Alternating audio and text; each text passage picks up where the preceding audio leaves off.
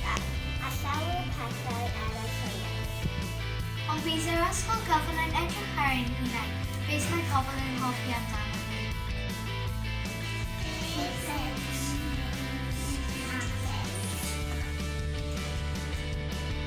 Beth ni'n neud i drist neu grac?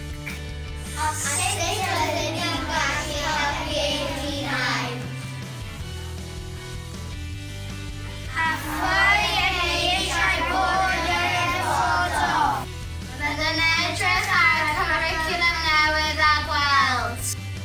Beth yw'r unigolion iach a hyderus? Dinasyddion egwyddorol gwybodus. Cyfranwyr mentrus a chreadigol. A beth yw'r dysgwyr uchelgeisio a darlunio? Ac wrth gwrs, pwysigrwydd Cymreictod. Os oes unrhyw rieni hoffai helpu ni i ddysgu am y pethau yna, cysylltwch ar yr ysgol os gwelwch yn